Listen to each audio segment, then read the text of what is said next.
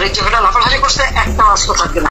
নিজের নামে 227টি প্রাণনাশের মামলা থাকায় হাসিনা বললেন, অন্তত 227 জনের প্রাণ নেওয়ার লাইসেন্স পেয়ে গেছি। সেই সাথে বিএনপি নেতাদের বাড়িঘর গুড়িয়ে দিতে বললেন তিনি।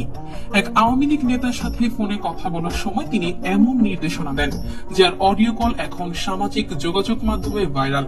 হাসিনার ভাষ্য, যারা বেশি লাফালাফি করছে তাদের একটাও আস্ত থাকবে না। আলোচিত ওই ফোন করে আওয়ামী লীগ নেতাকে বলতে শোনা যায়, আপনার কথায় আমরা ভরসা রাখছি নেত্রী, আপনি আপনার মাথা ঠান্ডা রেখে আপনার কৌশলে এগিয়ে যান, সবাইকে সব কথা বলার দরকার নেই।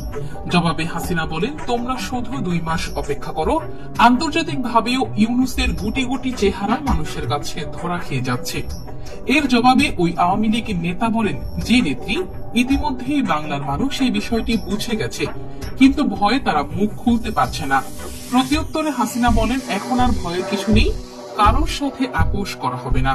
এই পর্যায়ে আওয়ামী লীগ নেতা বলেন, আমাদের গোবিন্দগঞ্জের কালাম ভাই এমপি এবং আমি উপজেলা চেয়ারম্যান বর্তমান ছিলাম, সাথে আমি ইউনিয়ন চেয়ারম্যানও ছিলাম পরপর 2 বার। এবার আমি আওয়ামী লীগের সভাপতিও ছিলাম। এমপির বাড়ি গাড়ি এবং আমাদের বাড়ি ঘর সবকিছু গুড়িয়ে দেওয়া হয়েছে। আমাদের নামে অসংখ্য মামলা দিয়েছে নেত্রী, আপনি আমাদের জন্য দোয়া রাখবেন। এর জবাবে হাসিনা বলেন, একটা কথা আমি তোমাদেরকে বলে রাখি, তোমাদের ঘর বাড়ি গুড়িয়ে দিয়েছে কি? জবাবে ওই আওয়ামী লীগ নেতা বলেন, জামায়াত বিএনপি সকলে। এরপর হাসিনা বললেন, ওদের ঘর বাড়ি নেই। এর উত্তরে আওয়ামী লীগ নেতা বললেন, জি নেত্রী, আছে।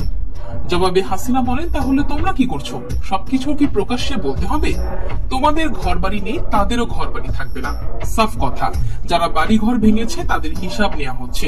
এই পর্যায়ে আওয়ামী লীগ নেতা বলেন, আপনার সাথে কথা বলে আমার বুকটা ভরে গেল।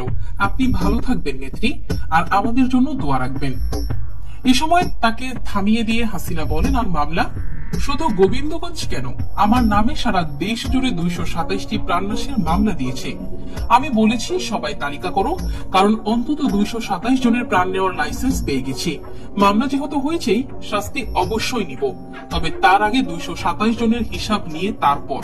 বিশ্লেষকরা বলছেন, দিন যত যাচ্ছে শেখ হাসিনা ততই সক্রিয় হচ্ছেন। ভারতে সেফ জোনে বসে তার নেতা কর্মীদের উস্কে দেওয়া নিয়েও 2 ভাগে বিভক্ত মানুষ। কেউ কেউ বলছেন, দেশের ভেতরে আত্মগোপনে থাকা আওয়ামী লীগ নেতা কর্মীরা তার কল রেকর্ড শুনে দেশের সুষ্ঠু পরিবেশ নষ্ট করতে উদ্যত হবেন। আবার কারোর দাবি, এমন নির্দেশ দিয়ে হাসিনা তার নেতা কর্মীদেরকে বিপদে ফেলছেন। এদিকে শেখ হাসিনার একের পর এক কল রেকর্ড ফাঁস হওয়াকে কেউ ভালো চোখে দেখছেন না। দিন পার হলো, অথচ শেখ হাসিনার ফোন কল ফাঁস হলো না, এটি যেন এখন হতেই পারে না। একের পর এক নেতা কর্মীদের সাথে ফোন আলাপের মাধ্যমে বিভিন্ন দিক নির্দেশনা দিচ্ছে।